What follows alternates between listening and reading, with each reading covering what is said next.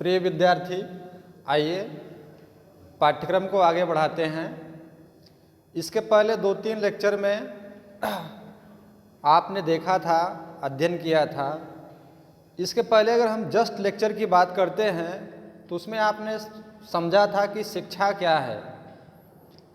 शिक्षा क्या है, शिक्षा का शाब्दिक अर्थ क्या है, शिक्षा का वास्तविक अर्थ क्या है, शिक्षण क्या है, प्रशिक्षण क्या है और शिक्षा का अध्ययन क्षेत्र क्या है।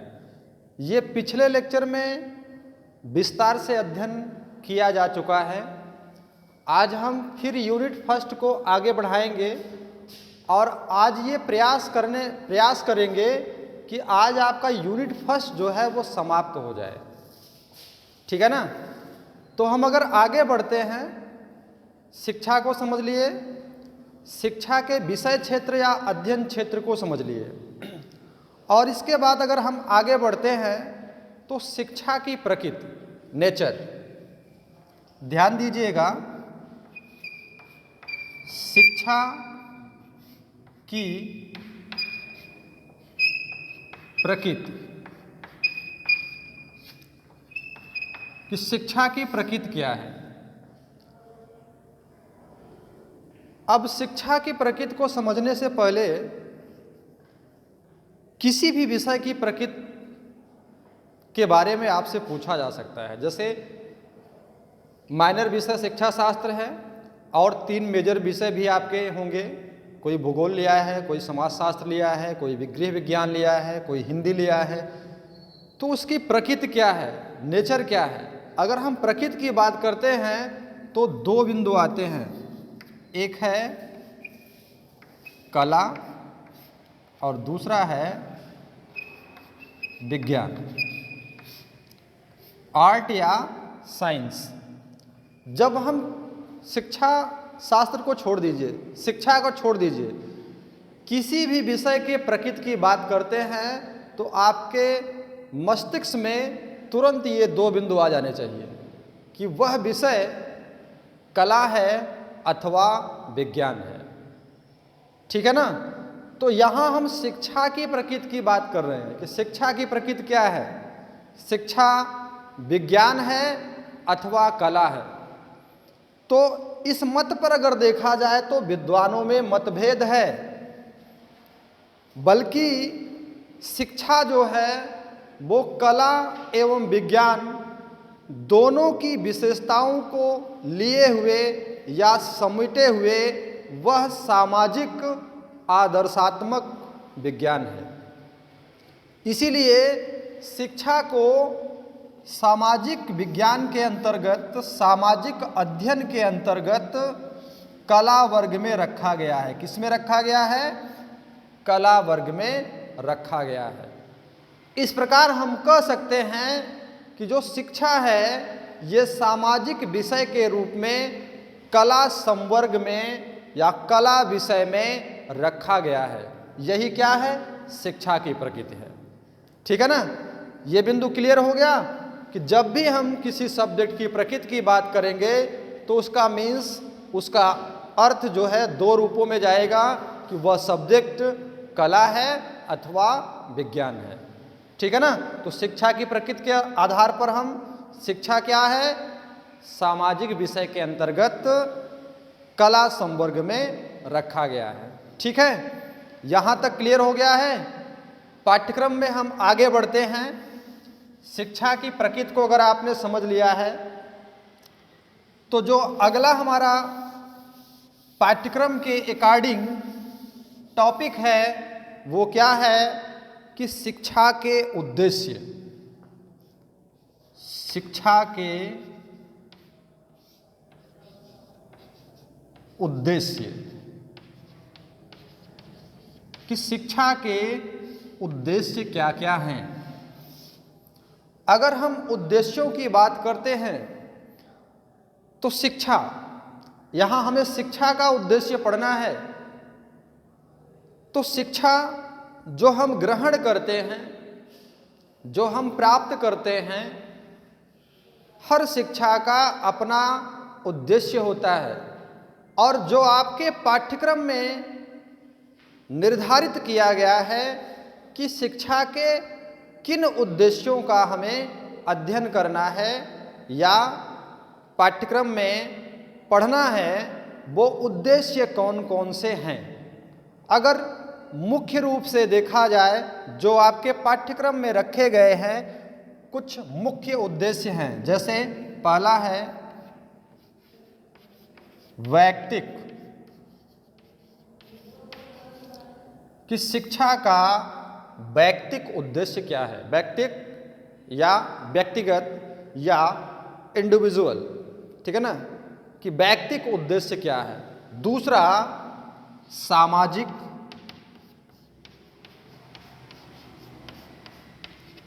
सामाजिक कि सामाजिक उद्देश्य क्या है, ठीक है ना, सामाजिक उद्देश्य क्या है। तीसरा व्यावसायिक,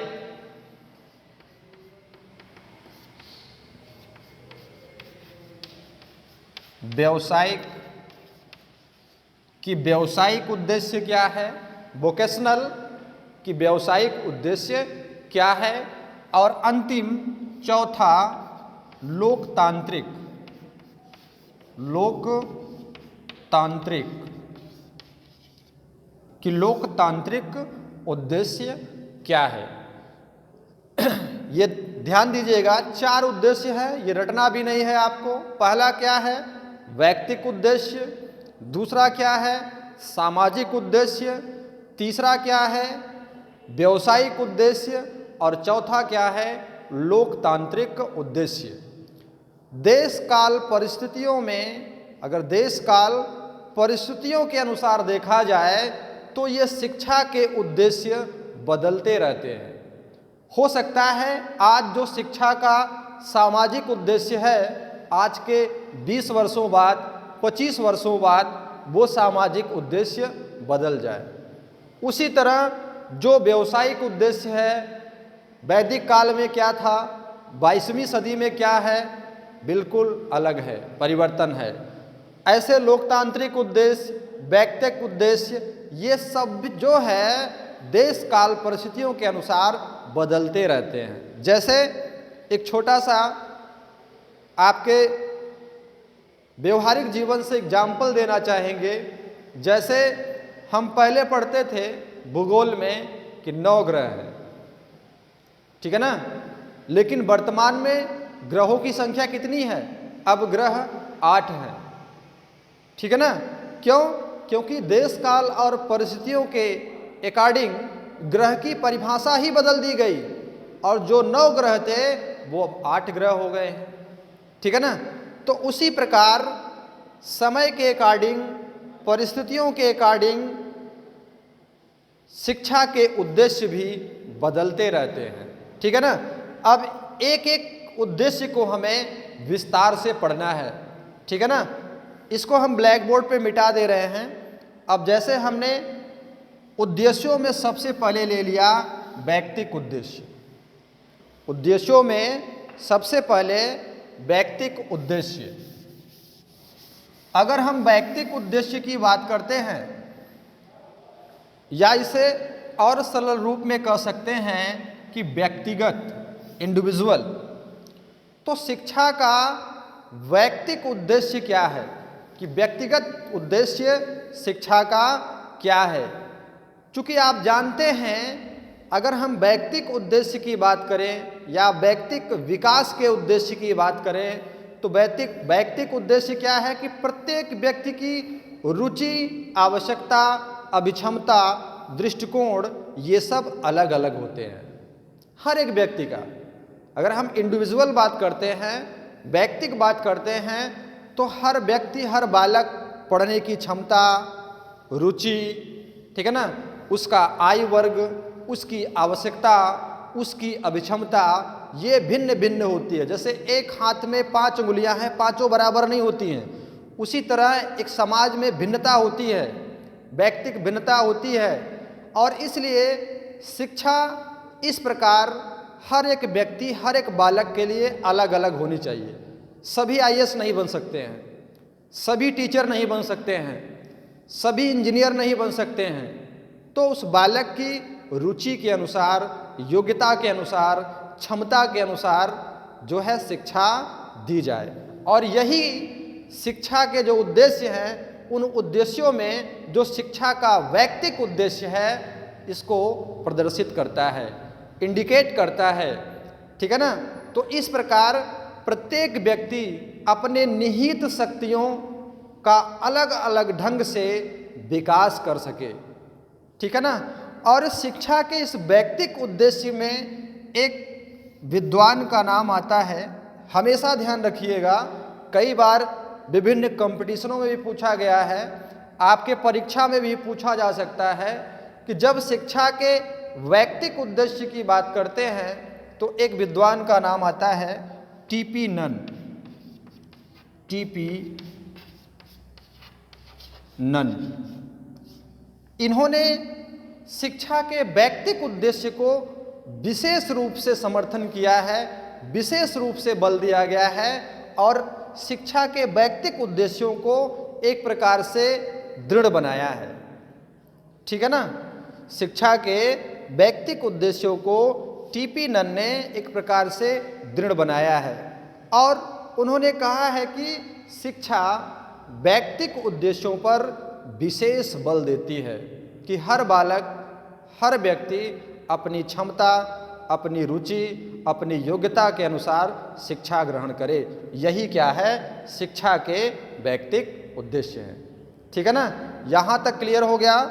दूसरा पॉइंट इसमें लेते हैं हम, अगर शिक्षा के वैयक्तिक उद्देश्य का अध्ययन करने के बाद जो दूसरा पॉइंट है शिक्षा के उद्देश्यों के अंतर्गत, वो क्या है, सामाजिक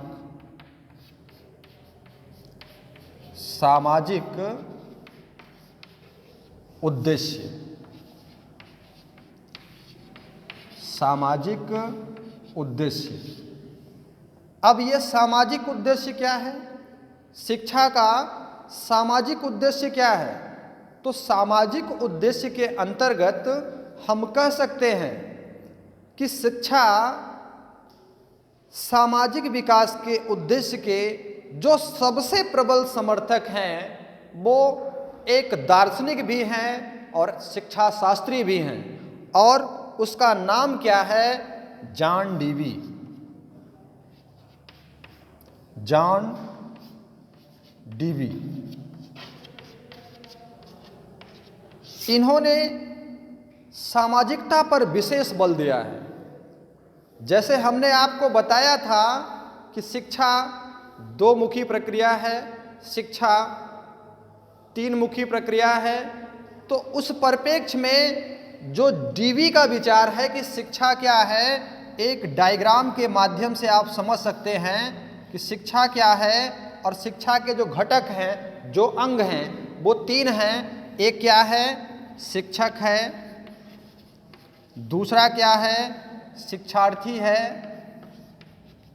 शिक्षार्थी, और तीसरा जो पाठ्यक्रम है, उस पाठ्यक्रम को हटाकर जॉन डीवी ने क्या कहा है, समाज है या सामाजिकता है। ठीक है ना। अर्थात ये क्या है, शिक्षा है। किसके अकॉर्डिंग है, जॉन डीवी के अकॉर्डिंग। और सामाजिक शिक्षा का सामाजिक उद्देश्य से क्या मतलब है, कहीं न कहीं समाज की आवश्यकताओं के आधार पर ही हम विद्यालयों की, शिक्षण संस्थाओं की स्थापना करते हैं। आप कह सकते हैं कि शिक्षा का उद्देश्य व्यक्ति में समाज के प्रति निष्ठावान बनाना है। और क्यों बनाना है, ताकि वह सामाजिक कर्तव्यों का निर्वहन कर सके, वह उत्तम उद्देश्यों या मूल्यों का निर्माण कर सके। सामाजिक उद्देश्य शिक्षा द्वारा व्यक्ति में ऐसी क्षमता का विकास करता है या विकास करना चाहता है जिससे समाज के प्रति अपने कर्तव्यों का निर्वहन बालक स्वयं कर सके। सामाजिक उत्तरदायित्वों, मूल्यों इत्यादि के अनुरूप अपने व्यवहार को परिमार्जित कर सके, अर्थात समाज की आवश्यकताओं के अकॉर्डिंग ही शिक्षण संस्थाओं की स्थापना की जाती है। जैसा समाज में चलन होगा, जैसा समाज होगा, उसके अकॉर्डिंग ही विद्यालयों की स्थापना की जाती है। तो शिक्षा के उद्देश्यों में हम सामाजिक व्यवस्था, सामाजिक मूल्यों, उसके रीति रिवाज, उसके कर्तव्यों, मूल्यों, संस्कृति इत्यादि का समावेश कहीं न कहीं शिक्षण संस्थाओं में करते हैं। और वही क्या है? शिक्षा के सामाजिक उद्देश्य हैं। और इस उद्देश्य के, शिक्षा के सामाजिक उद्देश्य के सबसे प्रबल समर्थक कौन हैं? एक दार्शनिक भी हैं, शिक्षाविद भी हैं, जिनका नाम है जॉन डेवी। ठीक है ना? तो इस प्रकार हम शिक्षा के उद्देश्य में सामाजिक उद्देश्यों को भी स्पष्ट कर सकते हैं। परीक्षा में आपसे प्रश्न पूछा जा सकता है कि शिक्षा के व्यक्तिक उद्देश्य क्या हैं, शिक्षा के सामाजिक उद्देश्य क्या हैं, तो उनका हमें स्पष्ट रूप से अध्ययन भी करना है और उत्तर भी देना है। ठीक है? नेक्स्ट अगले पॉइंट को अगर हम लेते हैं, नेक्स्ट अगला जो पॉइंट है कि शिक्षा के व्यवसायिक उद्देश्य। अगर शिक्षा के उद्देश्यों में दो बिंदुओं का हमने अध्ययन किया कि व्यक्तिक उद्देश्य क्या है और सामाजिक उद्देश्य क्या है, तो तीसरा क्या है? व्यवसायिक उद्देश्य। व्यवसायिक उद्देश्य। अब शिक्षा के उद्देश्यों के अंतर्गत व्यवसायिक उद्देश्य क्या है? व्यवसाय। तो व्यवसायिक उद्देश्य की अगर हम बात करते हैं तो व्यवसायिक उद्देश्य में यह कहा जाता है कि मनुष्य एक जीवधारी प्राणी है। मनुष्य एक जीवधारी प्राणी है। उसे अपने जीवन के संचालन के लिए भोजन की आवश्यकता होती है और भोजन से ही जीवन में गतिशीलता आती है। भोजन से ही जीवन में गतिशीलता आती है। भोजन की प्राप्ति परिश्रम एवं अर्थ पर निर्भर होता है। भोजन की प्राप्ति परिश्रम एवं अर्थ पर निर्भर होता है। ठीक है ना? अर्थ अर्थात धन की प्राप्ति हेतु धन अर्थात धन की प्राप्ति हेतु मनुष्य जो है विभिन्न व्यवसायों का चयन करता है।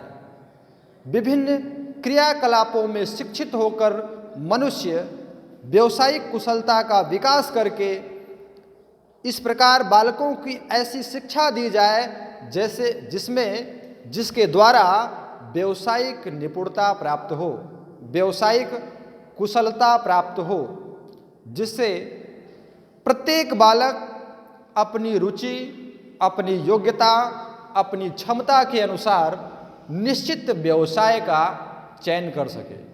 तो शिक्षा के ये भी उद्देश्य होते हैं। जैसे हम कोई भी कोर्स करते हैं, किसी भी पाठ्यक्रम में प्रवेश लेते हैं, तो मेरा मोटिव पढ़ने के साथ साथ ये भी होता है कि हम भविष्य में किस व्यवसाय का चयन करेंगे। कोई कला वर्ग से पढ़ता है, कोई विज्ञान वर्ग से पढ़ता है, कोई वाणिज्य वर्ग से पढ़ता है, यानी कि कोई बीए करता है, कोई बीएससी करता है, कोई बीकॉम करता है। तो कहीं न कहीं हर शिक्षा में, विषयों के चयन में, पाठ्यक्रमों के चयन में कहीं न कहीं व्यवसायिक उद्देश्य निहित होता है कि अर्थात हम किस व्यवसाय का चयन कर रहे हैं, ये शिक्षा व्यवस्था के अंतर्गत निहित होता है, उन उद्देश्यों में निहित होता है। हम वैसे ही विषयों का चयन करते हैं और वैसे ही पाठ्यक्रमों का चयन करते हैं कि हमें क्या करना है। तो यही शिक्षा का व्यावसायिक उद्देश्य होता है कि हर बालक, हर व्यक्ति अपनी रुचि, अपनी योग्यता, अपनी क्षमता के अनुसार विभिन्न व्यवसायों का चयन करता है। ठीक है ना।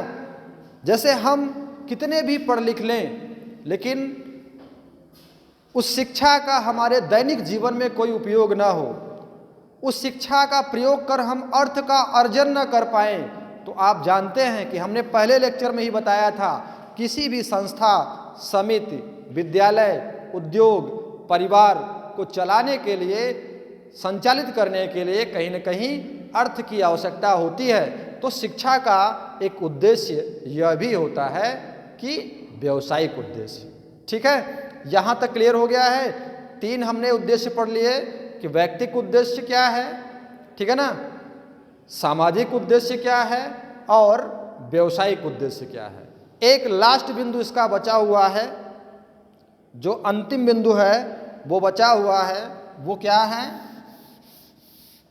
कि शिक्षा के जो लोकतांत्रिक उद्देश्य है।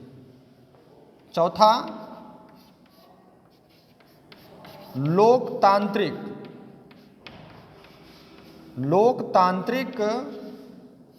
उद्देश्य।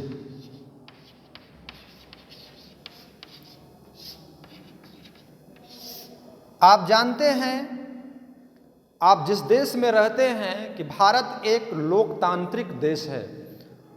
अब लोकतांत्रिक उद्देश्य को पढ़ने से पहले थोड़ा सा आप इस बिंदु पर भी विचार करिए कि लोकतंत्र है क्या। अगर हम लोकतंत्र की बात करते हैं तो सबसे अच्छी जो परिभाषा है वो किसकी मानी जाती है?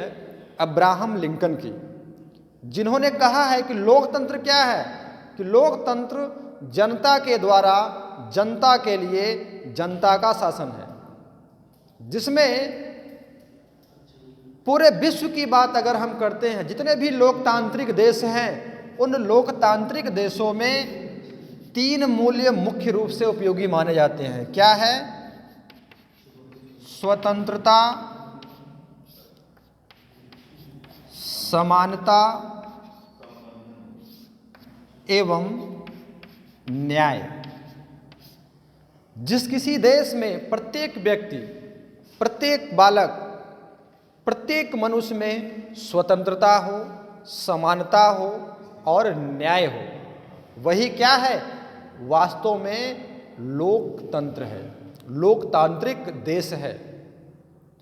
भारत के परिप्रेक्ष्य में अगर हम बात करते हैं तो भारतीय लोकतंत्र थोड़ा अलग है कि स्वतंत्रता, समानता और न्याय के अलावा जो भारतीय लोकतंत्र है, जिसमें भ्रातृत्व, समाजवाद और धर्मनिरपेक्ष, भ्रातृत्व, समाजवाद एवं धर्मनिरपेक्ष, ये 3 बिंदु और जोड़े गए हैं स्वतंत्रता, समानता और न्याय के अलावा। तो ये लोकतांत्रिक देश के लिए ये लोकतांत्रिक मूल्य हैं। इन मूल्यों के आधार पर एक लोकतांत्रिक देश कार्य करता है। अब शिक्षा के लोकतांत्रिक उद्देश्य क्या हैं? तो आप कह सकते हैं, बता सकते हैं कि जिन शिक्षा में इन मूल्यों का समावेश करना ही क्या है? शिक्षा के लोकतांत्रिक उद्देश्य है। किन मूल्यों का समावेश करना? कि स्वतंत्रता का, समानता का, न्याय का, भ्रातृत्व का, ठीक है ना, समाजवाद का, ठीक है, धर्मनिरपेक्षता का, इन सब का समावेश करना ही क्या है? लोकतांत्रिक उद्देश्य है। शिक्षा के लोकतांत्रिक उद्देश्य है। ठीक है, ये चौथा भी पॉइंट आपने समझ लिया है। इस प्रकार से हम शिक्षा के जो उद्देश्य हैं, ये 4 मुख्य रूप से जो आपके पाठ्यक्रम में सम्मिलित किए गए हैं, आप इसे अच्छी तरह से स्पष्ट कर सकते हैं।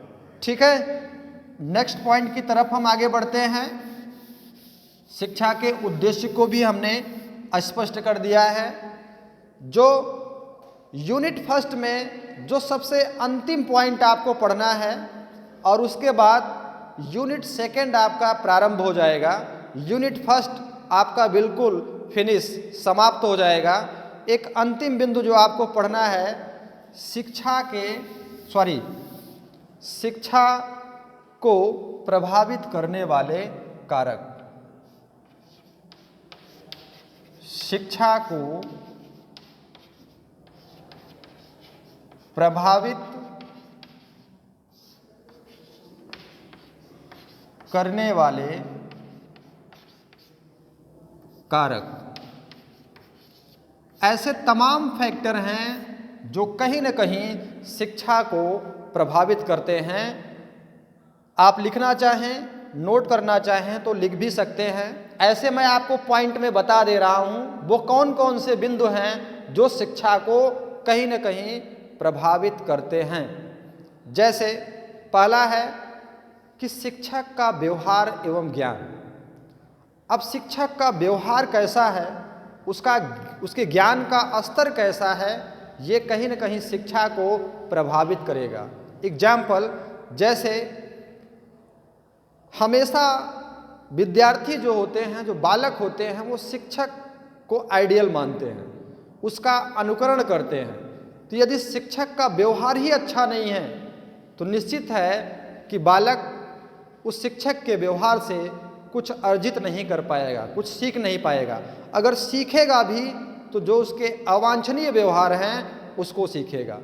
उसके ज्ञान का स्तर कैसा है यह भी डिपेंड करता है, और विद्यार्थी उस प्रकार क्रियाशील होते हैं। ठीक है ना। दूसरे पॉइंट में अगर हम लेते हैं शिक्षक के बाद, तो अभिभावक की भूमिका, जो विद्यार्थियों या बालकों का गार्जियन होता है, अभिभावक होता है, वो उसके ऊपर भी डिपेंड करता है, वो भी शिक्षा को कहीं ना कहीं प्रभावित करता है। जैसे मान लीजिए एग्जाम्पल, बच्चा बहुत ही क्रियाशील है, उसके अंदर बहुत ही अच्छी क्रिएटिविटी है, वो पढ़ना चाहता है, लेकिन उसके अभिभावक शिक्षा के प्रति जागरूक नहीं हैं, ठीक है ना, तो कहीं ना कहीं वह बालक की शिक्षा में बाधक बनेंगे। ठीक है ना। तो इस प्रकार अभिभावक की भूमिका भी महत्वपूर्ण हो जाती है, और वो कहीं ना कहीं शिक्षा, बालक की शिक्षा व्यवस्था को प्रभावित करता है। ठीक परिवार की स्थिति, कि परिवार की स्थिति कैसी है, परिवार में अर्थ की व्यवस्था कैसी है, यह भी कहीं ना कहीं शिक्षा को प्रभावित करती है। जैसे हर माता पिता अपने बच्चों को शिक्षा संबंधी सारे उपकरण, सारे टूल्स जो है उपलब्ध नहीं करा सकते हैं, अच्छे विद्यालयों में अध्ययन के लिए नहीं भेज पाते हैं। तो यह कहीं न कहीं परिवार की आर्थिक स्थिति कैसी है, यह भी जो है शिक्षा को प्रभावित करती है। इसके अलावा अधिगम का उचित वातावरण कैसा है, कि पढ़ने के लिए आपके आसपास या विद्यालय में माहौल कैसा है, यह भी डिपेंड करता है, और ये भी शिक्षा को कहीं ना कहीं प्रभावित करता है। ठीक इसके अलावा टीचिंग मेथड, शिक्षण विधियां कैसी हैं।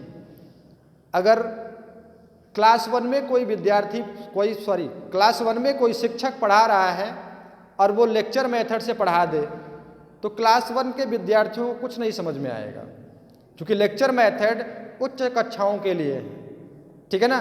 तो हम किस क्लास में किस आयु वर्ग के बच्चों के सामने टीचिंग कर रहे हैं, ये भी डिपेंड करता है कि शिक्षक किस प्रकार की शिक्षण विधियों का प्रयोग कर रहा है, और वह भी शिक्षा को कहीं ना कहीं प्रभावित करता है।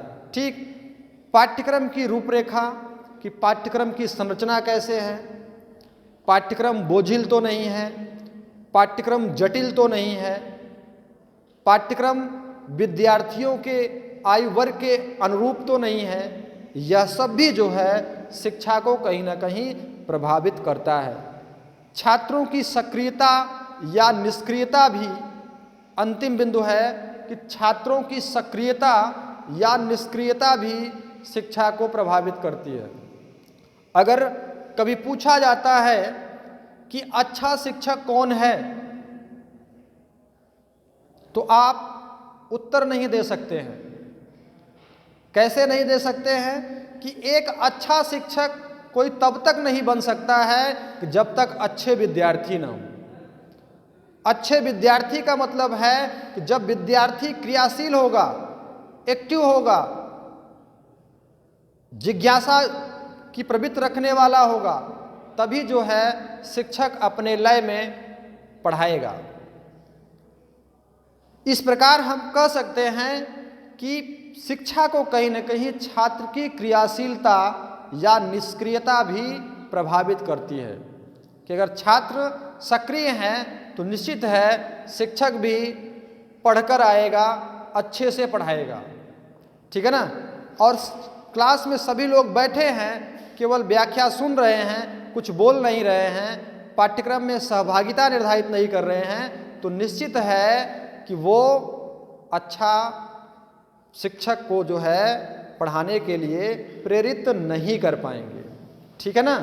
तो इस प्रकार पाठ्यक्रम को देखें तो ये सारे बिंदु जो है शिक्षा को कहीं ना कहीं प्रभावित करते हैं। ठीक इस प्रकार आज आप समझ लीजिए कि यूनिट फर्स्ट आपका समाप्त हो गया है और नेक्स्ट लेक्चर में जब भी आप आएंगे तो यूनिट सेकंड से हम फिर जो है आपके पाठ्यक्रम को प्रारंभ करेंगे। धन्यवाद।